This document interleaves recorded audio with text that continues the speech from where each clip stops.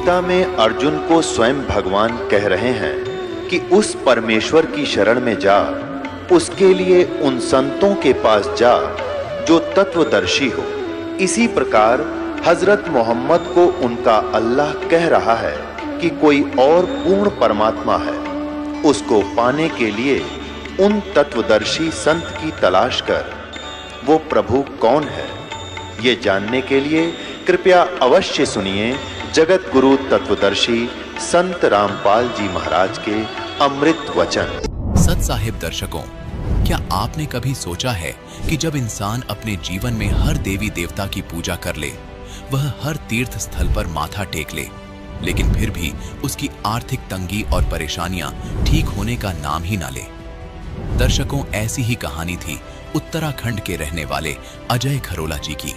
अजय जी ब्रह्मा विष्णु महेश तथा सभी देवी देवताओं की पूजा किया करते थे, लेकिन फिर भी इनके जीवन में बीमारियां इन्हें घेरती जा रही थीं। इनका शुगर हमेशा 400 से 450 तक रहने लगा था। लेकिन दर्शकों, आपको यह बात जानकर हैरानी होगी कि आज अजय जी का कहना है कि जब से मैंने संत रामपाल जी महाराज द्वारा लिखित पुस्तक ज्ञान गंगा पढ़ी है, तब से मेरा जीवन पूर्ण रूप से बदल गया है। दर्शकों, आखिर संत रामपाल जी महाराज ने इस ज्ञान गंगा पुस्तक में ऐसा क्या लिखा है कि जो भी इस पुस्तक को पढ़ता है वह ये दावा करने लगता है कि मेरे जीवन की रूपरेखा बिल्कुल बदल गई है। दर्शकों, आखिर इसके पीछे की सच्चाई क्या है? आइए सुनते हैं अजय जी की कहानी, उन्हीं की जुबानी। नमस्कार सर। सत साहिब। सर, क्या नाम है आपका? अजय खरोला। अजय जी, आप कहाँ से हैं? मैं देहरादून से। अजय जी, संत रामपाल जी महाराज जी से नाम उपदेश आपने कब लिया? 24 अप्रैल 2020 को। संत रामपाल जी महाराज जी से नाम उपदेश लेने से पहले आप क्या भक्ति साधना करते थे? मैं आन उपासना करता था ब्रह्मा विष्णु महेश जी की, और इनसे हमारे घर में काफ़ी दिक्कतें, जैसे मैंने आपको बताया कि मैं 28 दिन मांस मछली सब अंडे उंडे सब खाता था, और मेरे शरीर में धीरे धीरे बीमारी बढ़ती गई। और एक समय ऐसा आ गया कि मुझे कमरे में कम बाथरूम में ज़्यादा रहना पड़ता था, और शुगर मेरा 400 से 450 हो गया था। तो फिर क्या कारण बना कि आप संत रामपाल जी महाराज जी की शरण में आए? दरअसल मेरा एक रेस्टोरेंट है, वहाँ एक भगत मेरे साथ काम करते थे, और उन्होंने जब मेरी हालत देखी तो कहा कि भगत जी, आप एक पुस्तक लो ज्ञान गंगा, इसे पढ़ो, और यही पुस्तक है जो आपको ठीक कर सकती है। तो मुझे विश्वास नहीं हुआ कि ऐसा भी कोई कुछ हो सकता है कि एक पुस्तक मुझे ठीक कर सकती है। कुछ दिन बाद लॉकडाउन हो गया, तो मैंने वो पुस्तक, अचानक प्रेरणा हुई परमात्मा संत रामपाल जी महाराज की कि यही पुस्तक मुझे ठीक कर सकती है।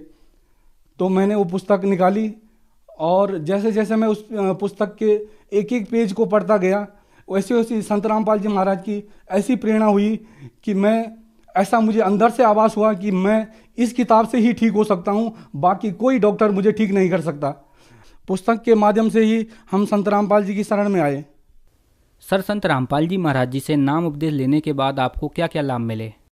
सर, जो मेरा आपको बताया मैंने अभी कि जो मेरा शरीर बिल्कुल ख़राब हो गया था यहाँ से नीचे, तो जब मैंने संत रामपाल जी की शरण में मैं आया, तब मैं जैसे जैसे परमात्मा जी ने मुझे वो भक्ति बताई, तो 21 दिन में मुझे लाभ होना प्रारंभ हो गया था।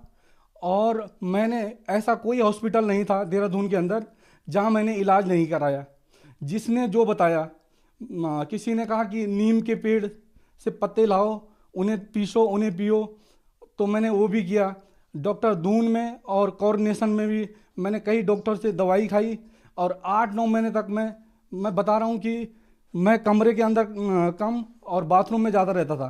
परेशानी इतनी बढ़ गई थी कि मुझे पेशाब हर आधा 1 घंटे बाद स्टार्ट हो जाता था।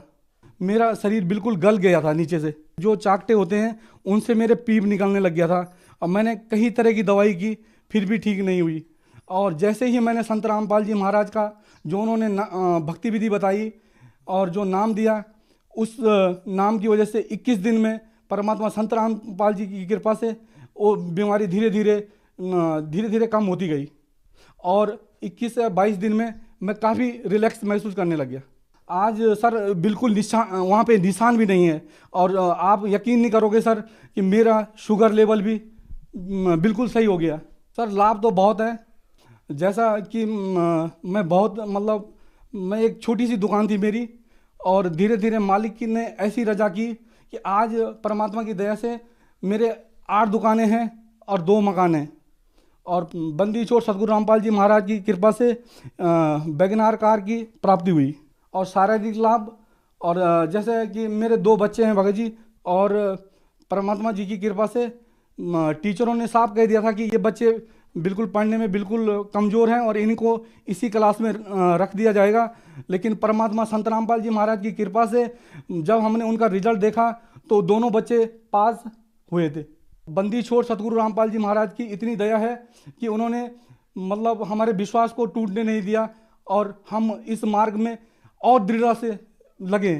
हाँ सर, और एक बीमारी मेरे को और हो गई थी कि मुझे बवासीर बहुत ज़्यादा हो गई थी, और 25,000 का मुझे इंजेक्शन लगता था, और आर्थिक स्थिति भी बहुत कमज़ोर हो गई थी।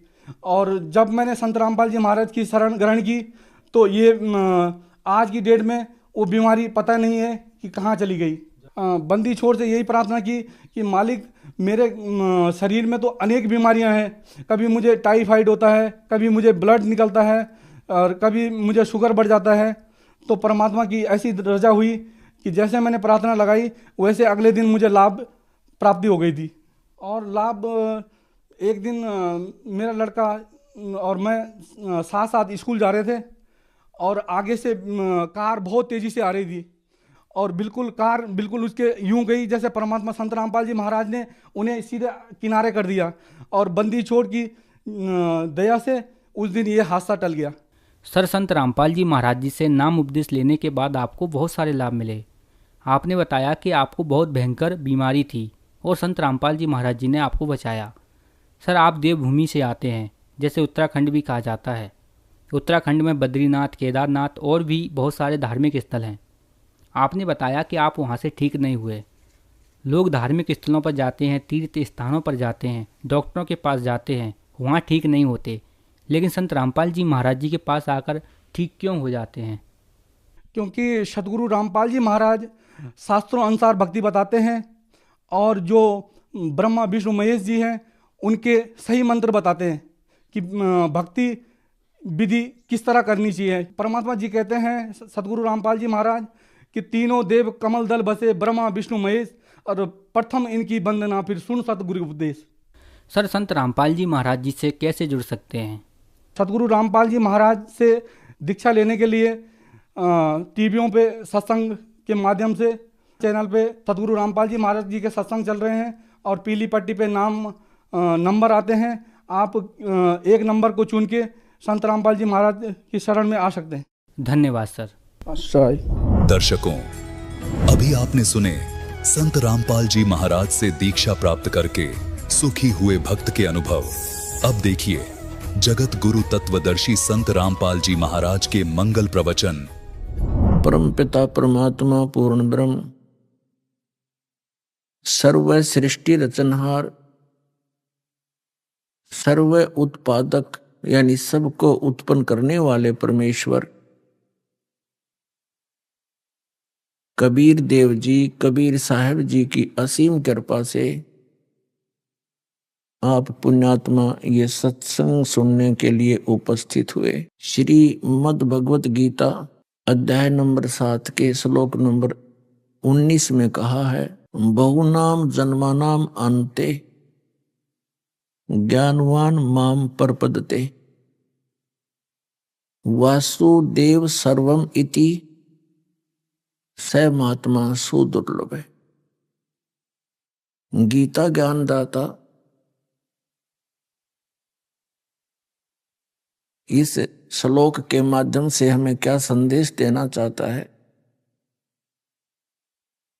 कि जिन साधकों के विषय में श्रीमद् भगवत गीता अध्याय नंबर 7 के श्लोक नंबर 12 से 15 तक ज्ञान दिया है, वो तो बताया है कि तीनों गुणों की जो साधना करते हैं, रजगुण ब्रह्मा, सतगुण विष्णु, तमगुण शिव जी की जो पूजा करते हैं, उनके विषय में तो उसमें स्पष्ट किया है कि वो मोक्षदायक नहीं है। अपने विषय में गीता ज्ञानदाता कहता है कि मेरी भक्ति 4 प्रकार के करते हैं। एक अर्थार्थी, आर्त, जिज्ञासु और ज्ञानी। तो उनमें से तीनों को भी गीता ज्ञानदाता रिजेक्ट करता है, एक ज्ञानी को छोड़कर।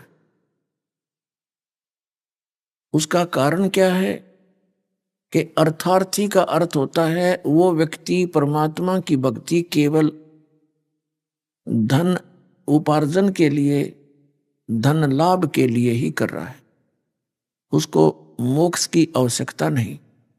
और अध्यात्म मार्ग का मूल सिद्धांत मोक्ष ही होता है, मूल उद्देश्य ही मोक्ष होना चाहिए, तो वो भक्त खरा है, अन्यथा वो मोक्ष अधिकारी नहीं है।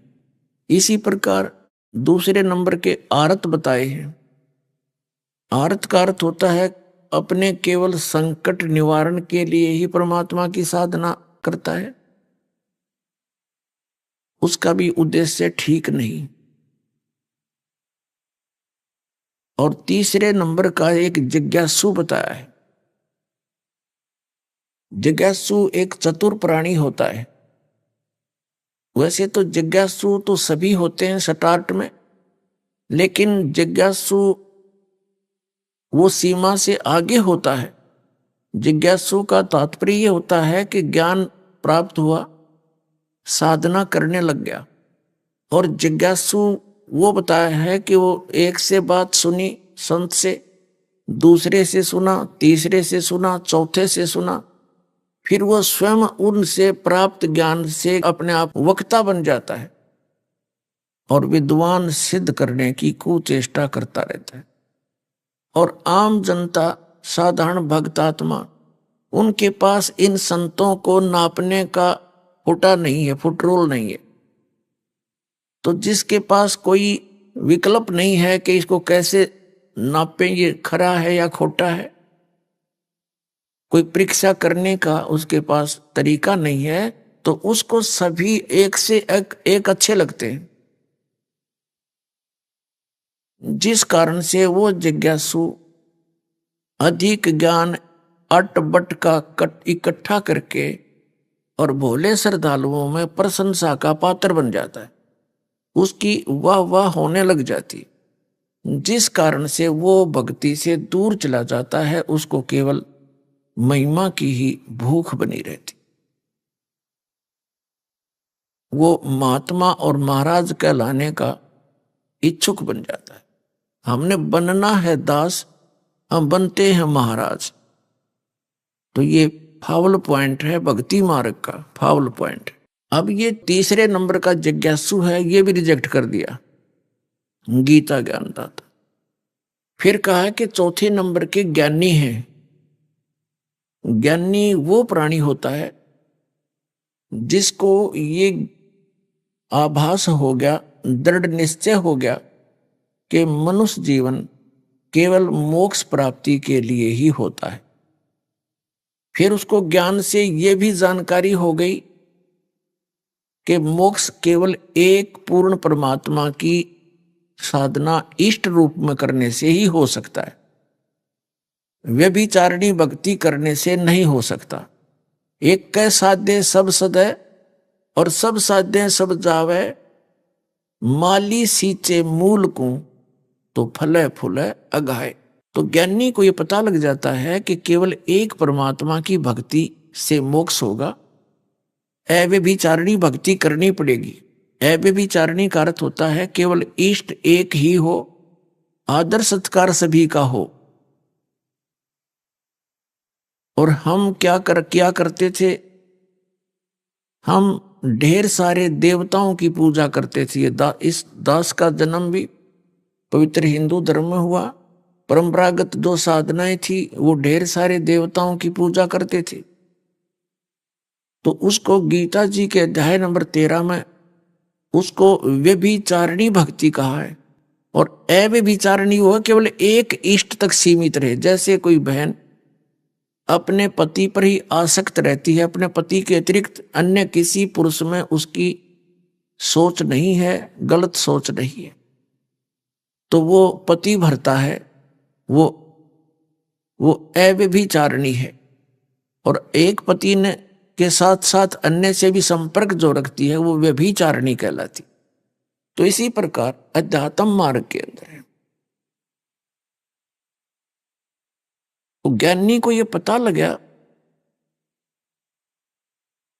कि भी एक ही परमात्मा है, वो पूर्ण परमात्मा, पूर्ण ब्रह्म यानी सुप्रीम गॉड, उसकी भक्ति इष्ट रूप में करने से ही मोक्ष संभव है।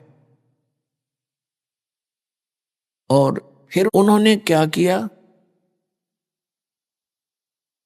वेदों को पढ़ा या वेदों को सुना किसी से,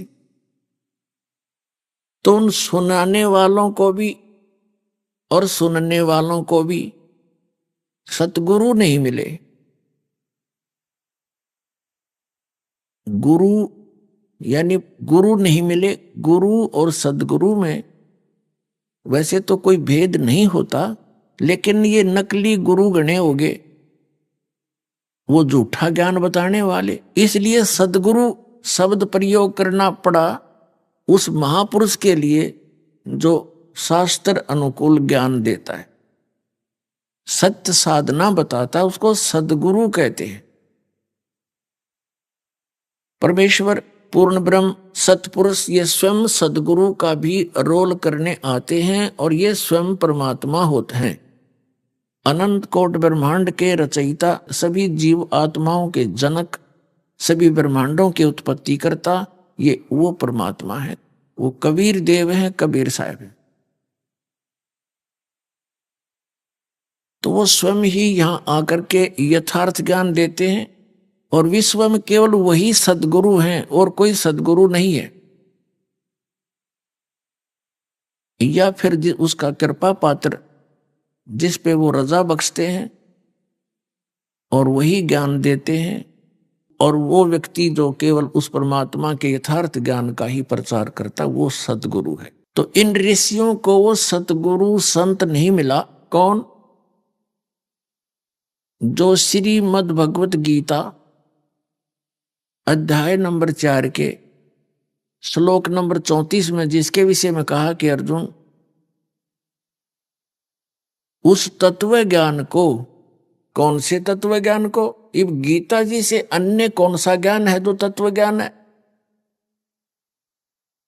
श्रीमद् भगवत गीता चारों वेदों का एक सारांश है।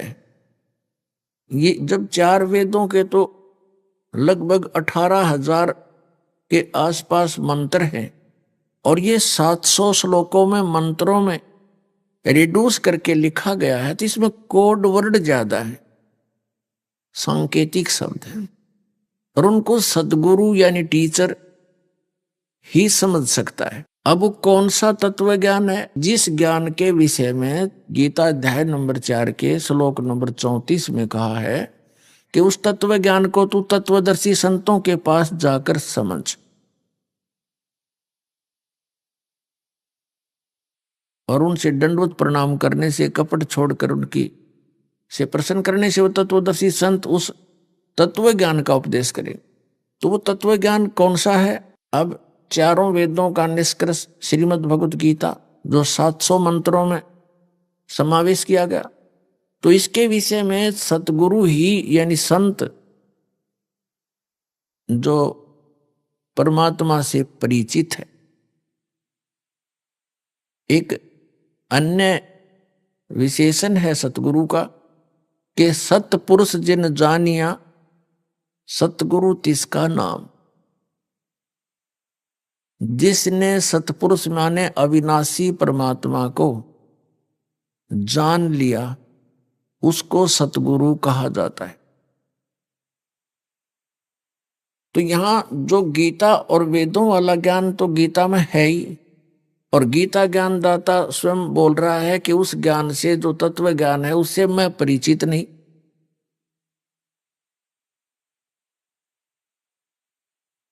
उसके लिए तू तत्वदर्शी संतों के पास जा। फिर संकेत दिया है गीता ज्ञानदाता ने चौथे अध्याय के 32वें श्लोक में।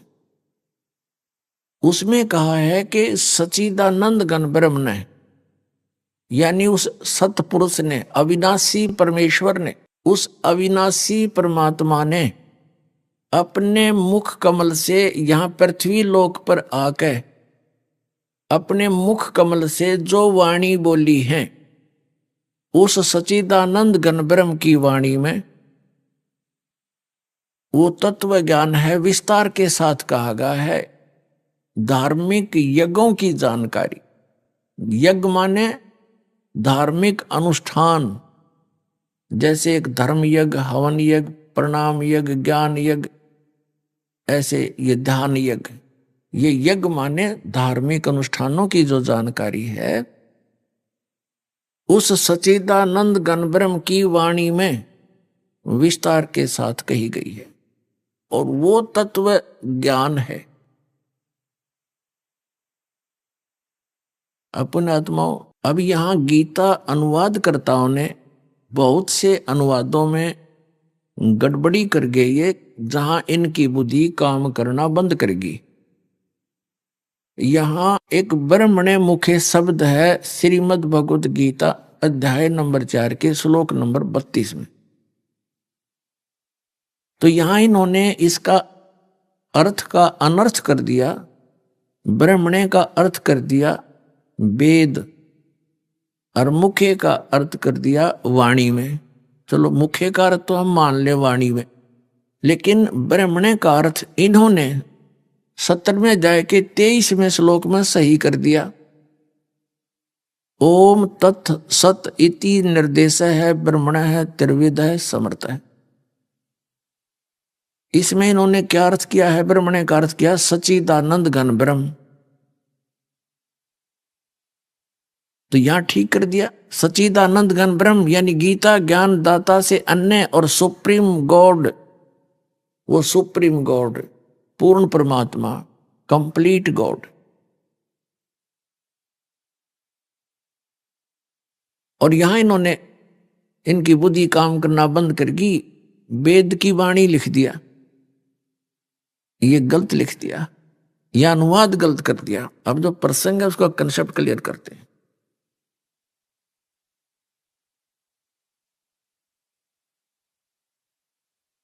देखिएगा श्रीमद् भगवत गीता, ये जयदयाल गोविंद का इसके अनुवादक हैं, गीता प्रेस गोरखपुर से प्रकाशित है।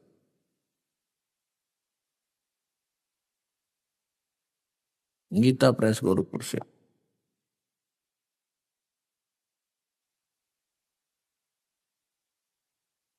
श्रीमद् भगवत गीता अध्याय नंबर 4 का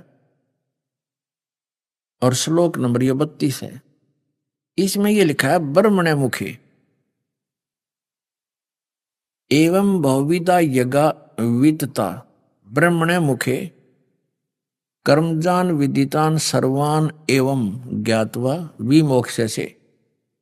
अब यह इन्होंने इसका अर्थ कर दिया कि इस प्रकार बहुत प्रकार के यज्ञ, धार्मिक अनुष्ठानों की, धार्मिक अनुष्ठान यहां लिख दिया ना, वेद की वाणी में विस्तार के साथ कहे गए।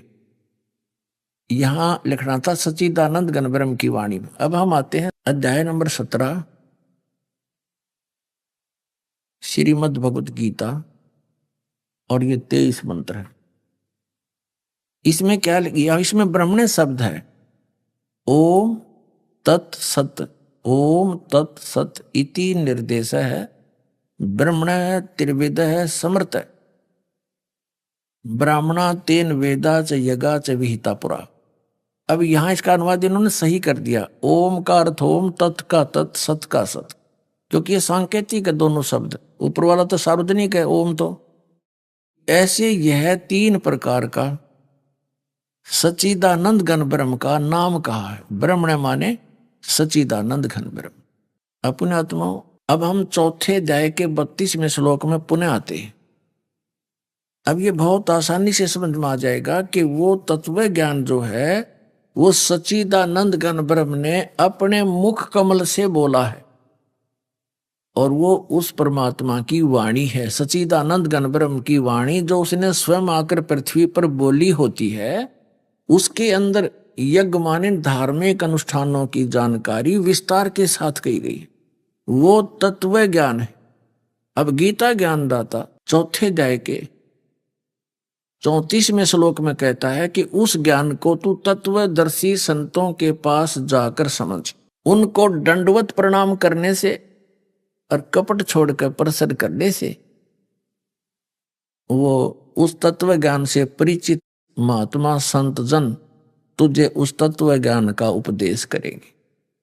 इति सिद्धम कि उस ज्ञान से वेद ज्ञान दाता तथा गीता ज्ञान दाता परिचित नहीं है। तो इससे सिद्ध है कि वो वेदों में भी नहीं है और गीता से भी बाहर का है। अब उसके लिए उसने ऑप्शन छोड़ दिया है कि तत्वदर्शी संत की खोज कर।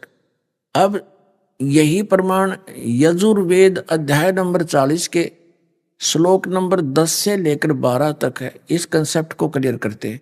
इसे एक तो ये समाधान हो जाएगा शंका का, एक तो ये समाधान होगा कि वेदों वाला ज्ञान ही गीता जी के अंदर है और इस गीता बोलने वाले भगवान ने, यानी इस काल भगवान ने, जो 11वें अध्याय के 32वें श्लोक में कहता है कि मैं काल हूं अर्जुन और सबको खाने के लिए, नाश करने के लिए अब प्रवृत्त हुआ हूं।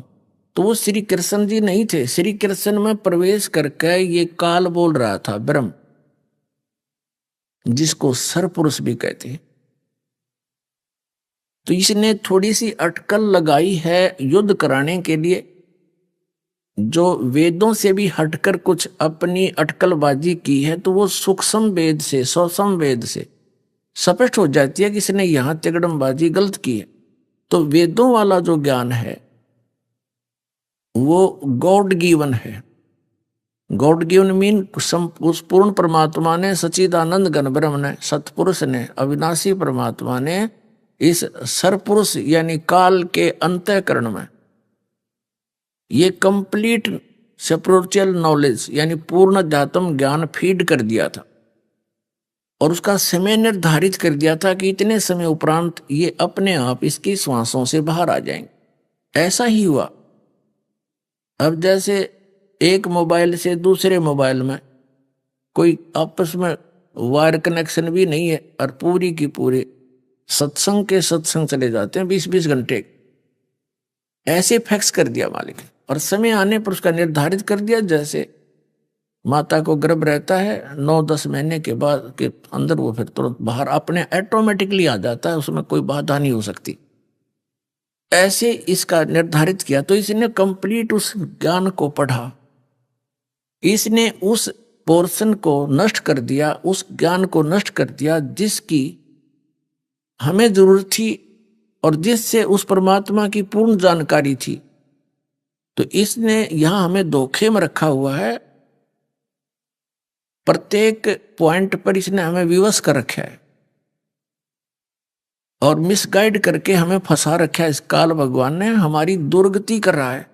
और उस ज्ञान का यदि पहले ही ऋषि महर्षि जिन्होंने हजार वर्षों तक शरीर गाल दिए, उन पुण्यात्माओं को यो ज्ञान हो जाता तो वो क्यों डले डोते, सिद्धियां प्राप्त होगी, भगवान मिला नहीं, अपना 84 लाख योनियों में धक्के खाते रहे। इसने वो ज्ञान निकाल दिया और शेष ज्ञान इसने अपने पुत्र ब्रह्मा जी को दे दिया, रजगुण ब्रह्मा को। सागर मंथन के दौरान ऐसे प्लेट के ऊपर, जैसे बहुत कमल के फूल के ऊपर रखकर इसके सामने रख दिए। अब यहाँ ये प्रसंग उठता है जो वर्तमान के जो विज्ञान के तोड़े हुए है ना, विज्ञान में टूटे पड़े हैं, यानी वो अपनी बुद्धि वैज्ञानिक दृष्टिकोण से सोचकर बहुत कुछ अध्यात्म मार्ग में काट छांट आलोचना विषय बनाते हैं। तो वो कहते हैं उस समय कागज कहाँ से आ गया? जो परमात्मा पृथ्वी बना सकता है, सितारे चांद बना सकता है और इनको बगैर किसी सपोर्ट के घुमा सकता है, इतने सुंदर ये शरीर बना सकता है, पेड़ पौधे बना सकता है, तो उसका कागज भी एक अलग से ही होगा, वो कुछ भी बना सकता है। तो जब तक हम जीव संज्ञा से सोचांगे तो हमारी अटपट बुद्धि बनी रहेगी, ऐसा नहीं, ऐसे कैसे, ऐसे कैसे। अध्यात्म मार्ग में और परमात्मा के विधान में इम्पॉसिबल वर्ड नहीं है। ये पल्ला गांठ लगा लो, अगर अध्यात्म मार्ग में आगे बढ़ना है तो।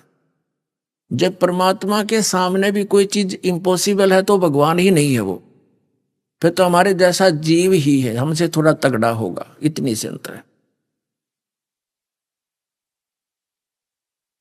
वो ब्रह्मा ने फिर इनको पढ़ा, जैसा उसने देखा समझा, उसी को फिर आगे अपने वंशज इन ब्राह्मणों को दे दिया, ऋषियों को। उसी के ऊपर फिर ये आप पर निष्कर्ष कर करके जैसा इन्होंने समझा वैसा ही वो करके अपनी साधनाएं करते रहे। अब इन सदग्रंथों को समझने के लिए सदगुरु की आवश्यकता है। गुरु बिन काहू न पाया ज्ञाना, जो थोथा भूस छड़े मूड किसाना। गुरु बिन वेद पढ़े जो प्राणी, और समझे ना सार रहे अज्ञानी। तो ये ऋषि सारे अज्ञानी रह गए सदगुरु ना मिलने से, और वो दयालु सदगुरु चारों युगों में आए परमात्मा सदगुरु बनकर। कबीर परमात्मा, कबीर देव, कबीर साहेब, जो काशी के अंदर जुलाहा धारणक की भूमिका करके 120 वर्ष भूमिका करके और जगत गुरु की भूमिका करके सह शरीर आए थे, सह शरीर लौट गए थे, वो परमात्मा है, वो स्वयंभू मालिक है, उनका कोई जनक नहीं है, वो सबके जनक है। तो उनकी इन्होंने मानी नहीं, ये काल प्रेरणा थी, अभिमान था इन ऋषि और मैं ऋषियों का। तो उस परमात्मा ने आकर के 600 वर्ष पहले ये ज्ञान दिया था। अब दास क्या दिखाना जा रहा है कि श्री मद भगवत गीता अध्याय नंबर 4 के श्लोक नंबर 34 में कहा है कि उस ज्ञान को, जो तत्व ज्ञान है, जो गॉड गिवन है, कम परमात्मा ने स्वयं अपने मुख से बोला है, वो तत्व ज्ञान उसको तत्वदर्शी संतों से जान। इसका ज्यों का तो वर्णन है यजुर्वेद अध्याय नंबर 40 के श्लोक नंबर 10 में। 10 से लेकर 12 तक कंप्लीट है, एक इनका आपस में लिंक है।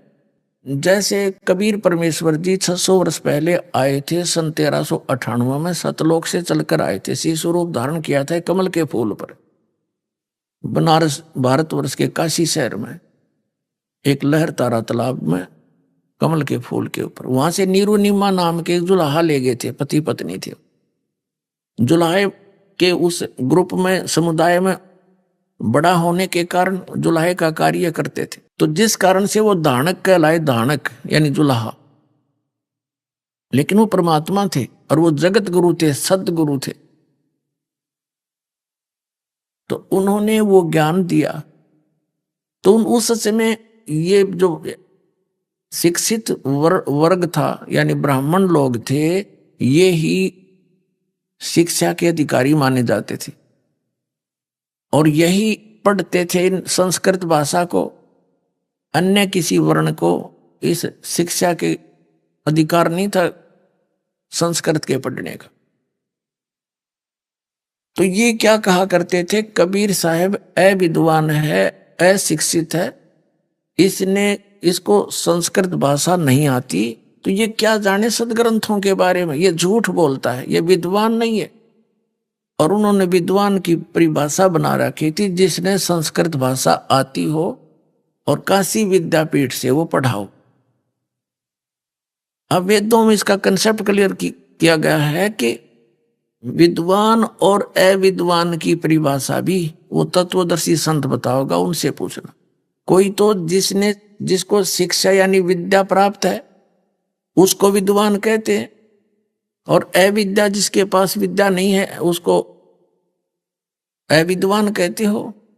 विद्वान और अविद्वान की जानकारी भी वो तत्वदर्शी संत देगा, उससे लो।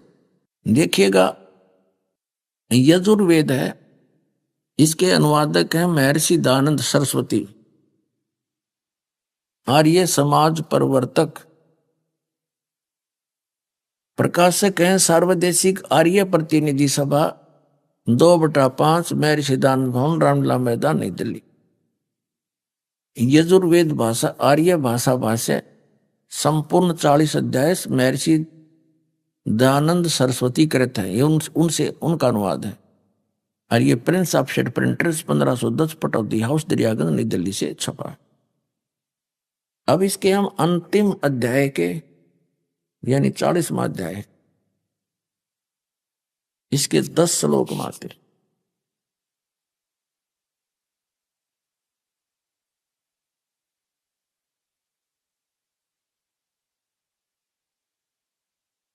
ये 44वां अध्याय है। यजुर्वेद भाषा भाषे, और इसका हम 10वां मंत्र पढ़ते हैं। इसमें क्या कहा कि हे मनुष्यों, जैसे हम लोग मेधावी योगी विद्वानों से, धीराणाम माने तत्वदर्शी संतों से, यानी जिनका ज्ञान टिकाऊ है, सत्य है, जो वचन सुनते हैं, जो वे लोग हमारे प्रति व्याख्यान पूर्वक कहते हैं, विस्तार से बताते हैं, वे लोग, देखो इसका अर्थ इन्होंने थोड़ा यहां गलत कर दिया। संभवात, संभवात माने जन्म लेना, और असंभवात उत्पन्न नहीं होना, जन्म ना लेता हो, उत्पन्न ना होता हो।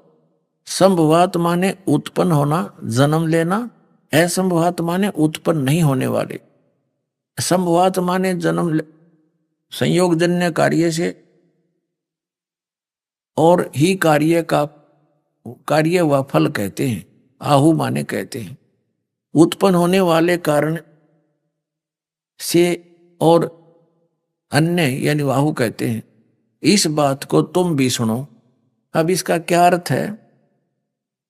क्योंकि इन दानंद ने ज्ञान तक में था को जा, इन दानंद जैसे कलियुगी ऋषियों को तो कख भी पता नहीं वेदों के बारे में, अटपट मार गए थे। इन्होंने अनुवाद नहीं करना आया, क्योंकि कहते हैं अंधों में अंधा ही मुखिया बन गया। परमात्मा कबीर जी कहते हैं अंधे की बाँ और गई अंधे ने, बता मार्ग कौन बतासी। इसका अर्थ ये बनता है कि कोई तो परमात्मा को बताते हैं, वो जन्म लेकर यहां अवतार रूप में आता है, साकार मानते हैं, और कोई कहता वो अवतार नहीं लेता, वो जन्म लेता ही नहीं। तो इसमें ये बताना चाहा है वेद ने कि ये ज्ञान भी उस धीराणाम माने तत्वदर्शी संतों से सुनो, वो बिल्कुल व्याख्यान पूर्वक बताएंगे, भिन्न भिन्न बताएंगे। और यही गीता अध्याय नंबर 4 के श्लोक नंबर 34 में कहा कि उस तत्व ज्ञान को तत्वदर्शी संतों के पास जाकर समझ, वो तुझे फिर उसका ज्ञान कराएंगे, उनको दंडोत प्रणाम कर। आगे फिर विद्वान और अविद्वान के बारे में बताया है, देखना। अब 11वां श्लोक है 44वां अध्याय में, 40वां अध्याय। 10वां हमने पढ़ लिया। 11वें में विद्वान के विषय में जानकारी दी है। जो मनुष्य, जो विद्वान, जिसमें यह पदार्थ उत्पन्न होते हैं, उस कार्य सृष्टि और उसके गुण कर्म स्वभाव को तथा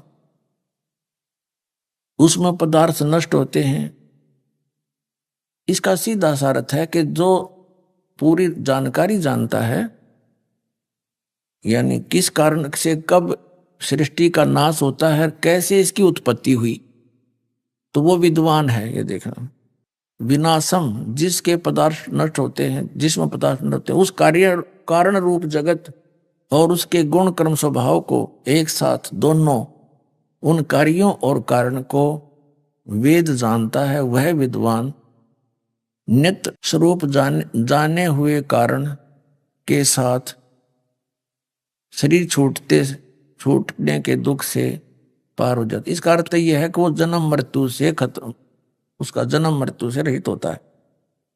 तो इसका अर्थ इसने ठीक नहीं करना। फिर हम अपने मतलब की पढ़ते हैं। अब हम 12वां श्लोक मंत्र पढ़ रहे हैं 40वें अध्याय का।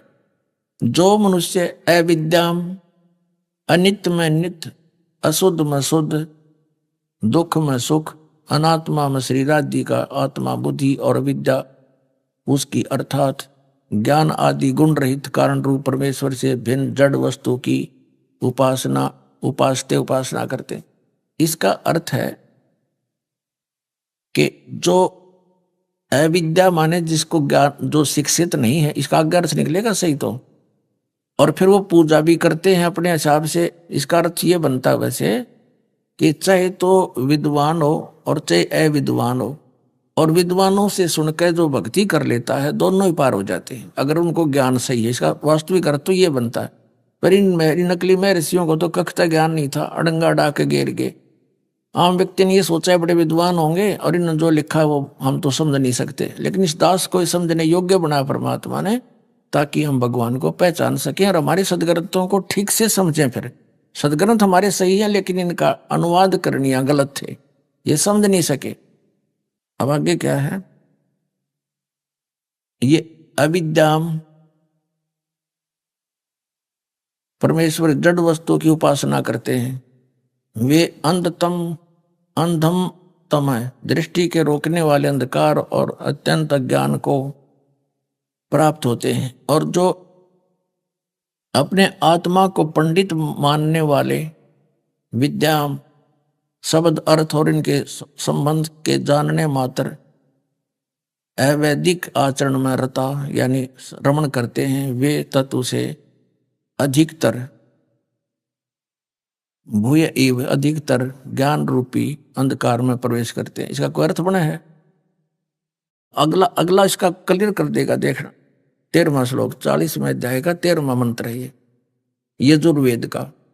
इसमें लिखा कि हे मनुष्यों, जो विद्वान लोग हमारे लिए व्याख्यान पूर्वक कहते हैं अविद्या, पूर्वोक्त विद्या का इस बार में जो कहा है उसके विषय में, और अन्यात ही कार्य फल हुआ आहु कहते हैं अविद्या, यानी पूर्व मंत्र में प्रतिपादन की अविद्या को अन्य ही कहते हैं।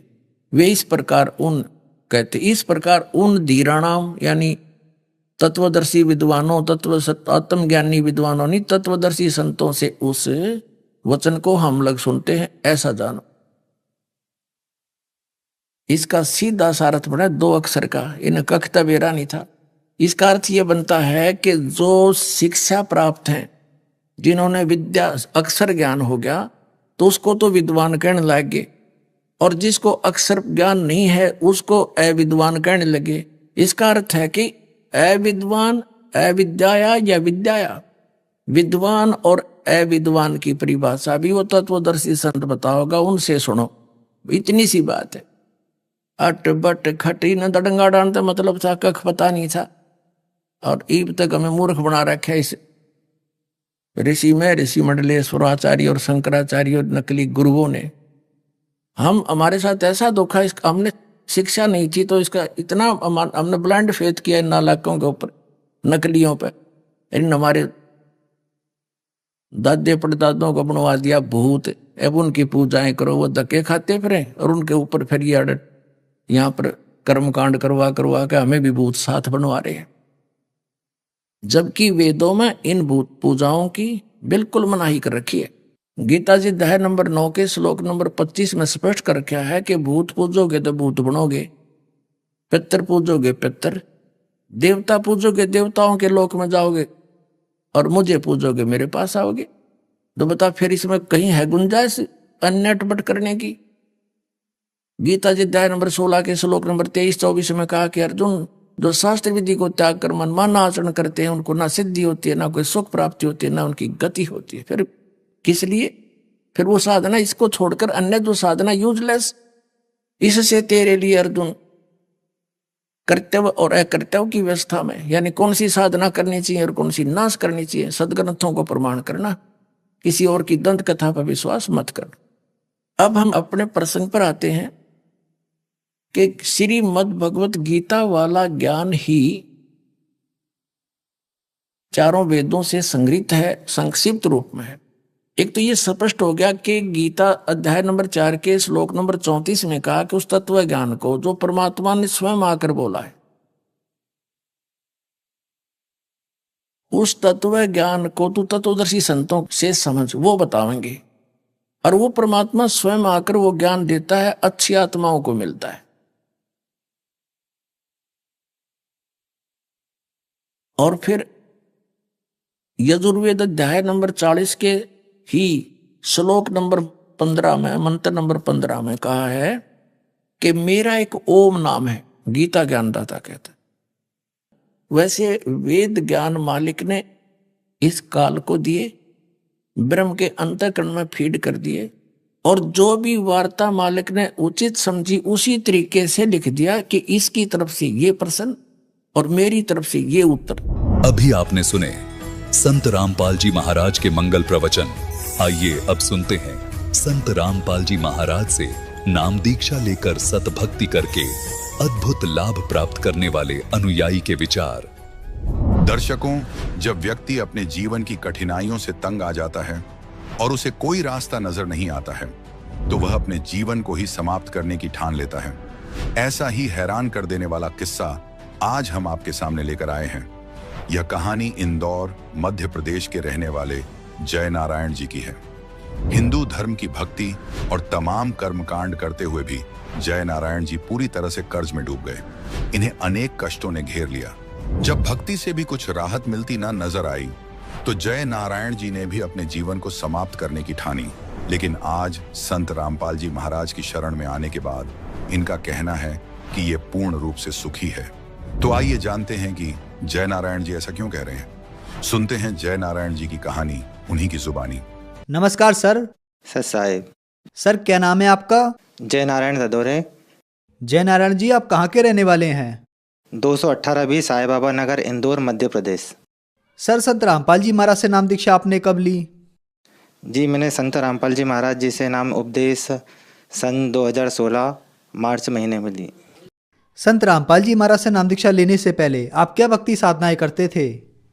जी सर, मैं संत रामपाल जी महाराज जी से नाम उपदेश लेने के पहले जय गुरुदेव पंथ मथुरा वाले जो हैं उनसे जुड़ा हुआ था। वहाँ पर करीब मैंने 3 वर्ष तक भक्ति करी। बाकी भक्ति करते करते मुझे कुछ भी ऐसा ना आध्यात्मिक लाभ हुआ, ना ही किसी प्रकार का कुछ लाभ प्राप्त हुआ। मतलब मैं बहुत ही परेशान रहता था और मेरे ऊपर कर्जा भी करीब 4 लाख रुपए का कर्जा हो गया था, और वो भक्ति करने से मुझे ऐसा कुछ भी लाभ प्राप्त नहीं हुआ। सर आप पहले जय गुरुदेव पंथ में भक्ति करते थे, ये भक्ति साधना करते हुए आपकी आर्थिक स्थिति खराब हो गई, तो फिर इन सब परेशानियों के बीच आपको संत रामपाल जी महाराज की जानकारी कहाँ से हुई? जी सर, संत रामपाल जी महाराज जी के बारे में हमारे जो बड़े भैया हैं वो संत रामपाल जी महाराज जी से नाम उपदेश उन्होंने सन 2011 में ले चुके थे। तो वो जब भी उनसे मुलाकात होती थी वो हमको संत रामपाल जी महाराज जी की द्वारा लिखी हुई एक पुस्तक है ज्ञान गंगा, उन्होंने वो पुस्तक हमें दी। हमने वो पुस्तक पूरे विस्तार से पढ़ी। पुस्तक पढ़ने के बाद और हम संत रामपाल जी महाराज जी का जो सत्संग आता है चैनल पर, वो सत्संग भी हम देखते थे। तो वो देखने के बाद फिर मैंने जो है संत रामपाल जी महाराज जी से नाम उपदेश लेने की सोची। तो अपने जो इंदौर मध्य प्रदेश है यहाँ पर उनका एक सेंटर खुला हुआ था। वहाँ पर जो है सेवादार लोग वहाँ पर सेवा भी करते हैं और वहाँ पर नाम उपदेश की भी निःशुल्क व्यवस्था रहती है। तो वहाँ पर जाकर के मैंने सन 2016 में निःशुल्क संत रामपाल जी महाराज जी से नाम उपदेश लिया। सर आपने संत रामपाल जी द्वारा लिखित ज्ञान गंगा पुस्तक पढ़ी। पुस्तक पढ़ने के बाद आपने संत रामपाल जी महाराज को अपना गुरु धारण किया। सर ज्ञान गंगा पुस्तक में ऐसी क्या बात है जिसे पढ़ने के बाद आपने संत रामपाल जी महाराज को अपना गुरु बनाया? जी सर, जैसा कि जय गुरुदेव पंथ में हम जुड़े हुए थे तो वहाँ पर बताते थे कि परमात्मा निराकार है, और जो ज्ञान गंगा पुस्तक है संत रामपाल जी महाराज जी के द्वारा जो लिखित पुस्तक है उसमें परमात्मा को साकार बताया गया है, और जो संत रामपाल जी महाराज जी बताते हैं सारा प्रमाण सहित बताते हैं। वो हमने पुस्तक पढ़ी और सारा जो हमने मिलान करा तो बिल्कुल सही पाया कि वाकई में जो परमात्मा है वो साकार है, सशरीर है, मनुष्य दृश्य है। और जो हमको जो जय गुरुदेव पंथ में जो बताते थे परमात्मा निराकार है, तो हमको वाकई में सत्संग सुनने के बाद जो हमको पता चला कि परमात्मा साकार है, और हम जो साधना कर रहे थे जय गुरुदेव पंथ से वो वाकई में जो साधना उससे हमको कुछ भी आध्यात्मिक लाभ जो है वो प्राप्त नहीं हो पा रहा था, और परमात्मा के बारे में भी विशेष जानकारी हमको उससे नहीं थी। और ज्ञान गंगा पुस्तक पढ़ने के बाद हमको परमात्मा के बारे में जो है जानकारी प्राप्त हुई कि परमात्मा सशरीर है, राजा के समान दृश्य है और उसका नाम कबीर है। तो वो हमको बहुत बात जो है अच्छी लगी कि हाँ परमात्मा वाकई में प्रमाण सहित भी हमको जो मिला कि परमात्मा साकार है। तो इस कारण हमने जो है फिर संत रामपाल जी महाराज जी को गुरु बनाया। सर जो भी श्रद्धालु संत रामपाल जी महाराज से नाम दीक्षा लेते हैं उनको कोई ना कोई लाभ अवश्य प्राप्त होते हैं, तो क्या आपको भी कोई लाभ प्राप्त हुए संत रामपाल जी महाराज से नाम दीक्षा लेने के बाद? जी हाँ, बिल्कुल, संत रामपाल जी महाराज जी से नाम उपदेश लेने के बाद वैसे तो कई सारे लाभ प्राप्त हुए हैं। बाकी उसमें से मैं जैसे एक लाभ जो है वो आपको बताना चाहूँगा। जैसे मेरा जो बच्चा है, उसको एक बार मतलब बहुत ज़्यादा तबीयत ख़राब हो गई थी और संडे का दिन था। संडे को जो है अधिकतर क्लिनिक जो है वो बंद रहते हैं। तो मैंने जो है उपचार के लिए बच्चे को ले जाना चाहा, आसपास के क्लिनिक बंद थे। तो हमारे इधर एक जो जिला अस्पताल के पास में एक जो क्लिनिक है राजन डॉक्टर का, वो क्लिनिक संडे को भी खुला था। तो वहाँ पर जो है मैं बच्चे को लेकर के गया। तो बच्चे को लेकर के गया तो डॉक्टर ने देखा बच्चे को, उसको एक इंजेक्शन लगाया। इंजेक्शन लगाने के बाद उसको जो है वह मतलब इतना बड़ा पर्चा मतलब दवा का लिख के दिया और बोला कि ये दवा लेके आओ और बच्चे को तुरंत जो है एडमिट करना पड़ेगा। इसको जो है निमोनिया हो गया है और बच्चे की तबीयत बहुत ज़्यादा ख़राब है। अब मेरे पास जो है आर्थिक स्थिति कमज़ोर होने के कारण जो है इलाज के पैसे नहीं थे। तो उसमें करीब 5-6 हज़ार रुपये का खर्चा आता है बच्चे को अगर एडमिट करते हैं तो मैंने वो डॉक्टर साहब को कहा, डॉक्टर साहब आप इसको एडमिट मत करिए, आपका अभी तक का जो बिल है वो मुझे बता दीजिए। तो उन्होंने 150 रुपये उनकी फ़ीस बनी थी, 150 रुपये उनकी फ़ीस ली और मैंने कोई दवा गोली उन्होंने जो पर्चा लिख के दिया वो नहीं ली थी। तो वो पर्चा जो मुझे ऐसा लगा और मैंने वो पर्चा जो है, मेरे पास पैसे नहीं थे तो वो फाड़ के मैंने पर्चे को फेंक दिया और वो बच्चे को फिर मैं घर पे ले आया। घर पे लेने के बाद जो इंदौर में जो संत रामपाल जी महाराज जी का नामदान का जो सेंटर खुला हुआ जहाँ पर नाम उपदेश निःशुल्क दी जाती है, वहाँ पर जा कर के मैंने जो संत रामपाल जी महाराज जी ने जो मंत्र मुझे दिए हुए थे, वो मंत्र का जो मैंने जाप करा और मालिक से अरदास लगाई, ये संत रामपाल जी महाराज आप अगर सच्चे हो तो मेरा बच्चा जो है, अभी मैं बहुत ज़्यादा परेशान हूँ और मेरे पास मतलब उसका इलाज करवाने के भी पैसे नहीं है। तो ऐसे मैंने अरदास लगी, वैसे घर पे आकर के देखा तो बच्चा बिल्कुल मतलब खेल रहा है, उसको किसी प्रकार की कुछ भी मतलब दवा गोली मैंने नहीं दी थी और हंसता खेलता मतलब मस्ती कर रहा है। बगैर इलाज करे संत रामपाल जी महाराज की दया से वो बच्चा जो है बगैर इलाज के ठीक हो गया। मैंने नाम उपदेश लेने के पहले जो था मेरे ऊपर 4 लाख का कर्जा था। तो 4 लाख का कर्जा मतलब इतना मतलब ना तो परिवार में कोई ऐसा सक्षम था जो 4 लाख का कर्जा दे दे और ना मतलब मेरा जो काम जो करता था वो काम भी पूरी तरीके से मतलब जो है बंद हो चुका था और मैं बहुत ज़्यादा परेशान रहता था कि अब क्या करना है। तो संत रामपाल जी महाराज जी के शरण में आने के बाद मतलब मैंने जो है पानी पतासे का काम जो है शुरू किया। तो पानी पतासे का काम शुरू करने के बाद और मैं प्रेस का काम भी करता था। तो संत रामपाल जी महाराज जी के दया से जो 4 लाख का कर्जा जो है वो मतलब आज की तारीख में पूरा कर्जा संत रामपाल जी महाराज की दया से पूरा कर्जा मेरा चुकता हो गया है और किसी प्रकार की कोई टेंशन नहीं है। पहले मैं बहुत ज़्यादा परेशान रहता था और आर्थिक स्थिति के कारण 4 बार जो है मैंने आत्महत्या का भी प्रयास किया था। मतलब मैंने पंखे पे मतलब रस्सी डाल रखी थी और सिर पर चढ़ना ही था, स्टूल पर चढ़ भी गया था। बाकी फिर मैंने वो सोचा कि नहीं, मरने से भी ये समस्या का हल नहीं होना है तो मैं समस्या से लड़ूंगा। तो संत रामपाल जी महाराज जी से नाम उपदेश लेने के बाद जो है मेरा जो 4 लाख का कर्जा है वो पूरा खत्म हो गया। कर्जे से मैं पहले बहुत ज़्यादा परेशान रहता था। एक बार तो मैंने मतलब सल्फास की जो गोली आती है वो भी जेब में रख ली थी कि सल्फास खाना है। एक बार ट्रेन की पटरी के वहाँ पर भी चले गया था कि ट्रेन में कूद के जान दे दूंगा। बाकी वो जो है समस्या मेरी किसी प्रकार से हल नहीं हो रही थी। तो संत रामपाल जी महाराज जी को शरण में लेना था तो मालिक की दया से जो है मैंने संत रामपाल जी महाराज जी से नाम उपदेश लिया और नाम उपदेश लेने के बाद ही मेरा जो है कर्जा ख़त्म हो सका। और एक बार मतलब जब मैंने नाम उपदेश लिया ही था तो मेरी मतलब पैसे की पहले बहुत समस्या रहती थी। तो नया नया जैसे जुड़ा था 2016 में तो हिसार जाना था हमको। तो रेलवे के टिकट करवाने के लिए मेरे पास पैसे नहीं थे।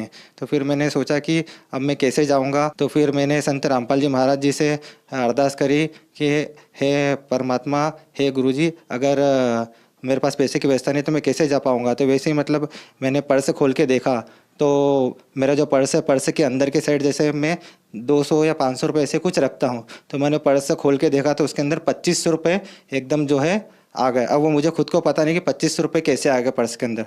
तो वैसे मैंने तुरंत टिकट करवाया और मैं वो हिसार गया। तो संत रामपाल जी महाराज जी के दया से ये चमत्कार मेरे साथ हुआ कि पर्स में पैसे जो 2500 रुपये वो मेरे पर्स में आ गए।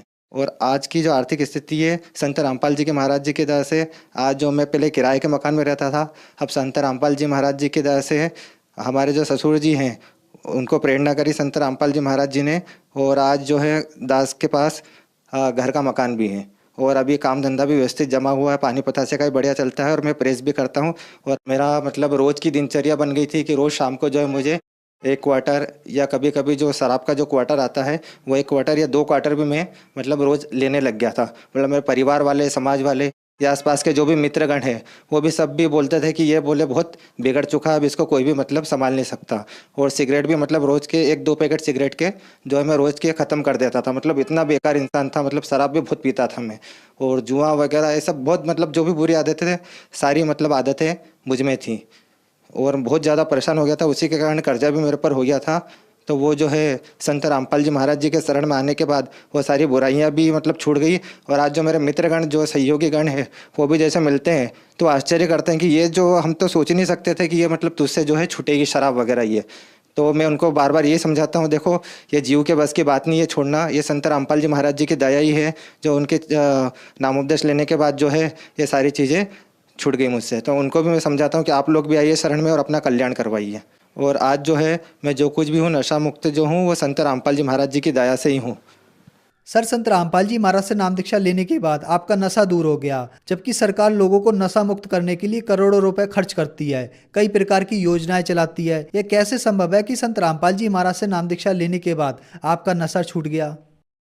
जी सर, जो सरकार जो योजनाएं चलाती है, एक तरफ तो सरकार अभी बोल रही है कि शराब बंद होना चाहिए और दूसरी तरफ जो है आहते और मतलब खोल रखे हैं, तो ये कैसे पॉसिबल है? संत रामपाल जी महाराज जी के शरण में आने के बाद जो है हमको ज्ञान हुआ कि शराब से हमारा जो है आगे क्या बनना है। शराब पीने के बाद जो हमको संत रामपाल जी महाराज जी ने सत्संग में बताया है कि शराब पीने के बाद हमको ये भुगतना पड़ेगा, तो हमको वो ज्ञान हुआ। और संत रामपाल जी महाराज जी के शरण में आने के बाद जो संत रामपाल जी महाराज जी ने जो हमको मंत्र दिए हैं वो मंत्र मतलब इतने पावरफुल है, इतने शक्तिशाली, और मेन बात जो है वो मंत्र जो है प्रमाण सहित है। मतलब हमारे वेदों ग्रंथों के आधार पर जो संत रामपाल जी महाराज जो भक्ति देते हैं वो प्रमाण सहित देते हैं। तो मंत्र में इतनी शक्ति है कि वो मंत्र से ही हमारा जो है ये नशा छुड़ सका है। नहीं तो और भी जितने भी पंथ हैं उनके जो शिष्य हैं मतलब उनमें मतलब वो छोड़ना भी चाहे तो नहीं छोड़ सकते हैं, क्योंकि उनके जो भक्ति है सतमार्ग की भक्ति नहीं है और प्रमाण सहित नहीं है। तो मेरा सभी से ये प्रार्थना है कि आप सभी संत रामपाल जी महाराज जी के शरण में आइए और यहाँ पर आने के बाद आपकी सभी बुराइयाँ जो है वो छूट जाएगी। सर, संत रामपाल जी महाराज से नाम दीक्षा लेने के बाद आपकी आर्थिक स्थिति ठीक हुई। आप इस तरह से परेशान थे कि आप आत्महत्या करने की स्थिति में पहुंच गए थे, लेकिन संत रामपाल जी महाराज से नाम दीक्षा लेने के बाद आपकी आर्थिक परेशानी दूर हुई और आपके बच्चों को जो निमोनिया हो गया था वह भी संत रामपाल जी महाराज की कृपा से ठीक हुआ। और आज संत रामपाल जी महाराज की कृपा से आप नशा मुक्त हैं। तो जो श्रद्धालु आज आपको देख रहे हैं वह भी किसी न किसी परेशानियों से या नशे से ग्रस्त हैं, उनके लिए आप क्या संदेश देना चाहेंगे? जी, मैं सभी पुण्य आत्माओं से, सभी धर्म प्रेमी जनता से यही बोलना चाहूँगा कि आज जो है पूरे विश्व में जगत गुरु तत्वदर्शी संत रामपाल जी महाराज जी के अलावा कोई भी अधिकारी संत नहीं है। तो आप सभी पुण्य आत्माओं से, धर्म प्रेमी जनता से, माता बहनों से, भाइयों से, सभी से निवेदन करना चाहूँगा कि आप जल्द से जल्द संत रामपाल जी महाराज जी के शरण में आइए, और उन्हीं के शरण में आने के बाद ही आपका कल्याण संभव है, क्योंकि पूरे विश्व में कहीं पर भी जो सद्भक्ति मार्ग है वो कहीं पर नहीं है।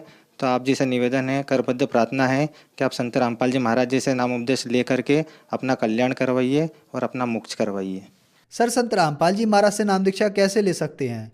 जी, संत रामपाल जी महाराज जी से नाम उपदेश लेने के लिए आप जैसे सत्संग सुनते हैं चैनल पर, तो नीचे जो पीली लाइन जो आती है उस पर संत रामपाल जी महाराज जी का मतलब पूरा जानकारी आती है कि यहाँ पर आप फ़ोन करके उनकी पुस्तकें भी बुलवा सकते हैं। और नाम उपदेश लेने के लिए अभी जो है जगह जगह संत रामपाल जी महाराज जी के सेंटर जैसे खुले हुए हैं, तो वहाँ पर जो है निःशुल्क नाम उपदेश दिया जाता है। आप जहाँ पर भी रहते हो, आपका जो शहर लगता हो, वहाँ पर आप जानकारी निकालिए और जो टीवी पर नीचे जो आती है उस पर कॉन्टैक्ट करेंगे तो आपको पूरी जानकारी मिल जाएगी और आप निःशुल्क नाम उपदेश संत रामपाल जी महाराज जी से ले सकते हैं। धन्यवाद सर। सत साहिब।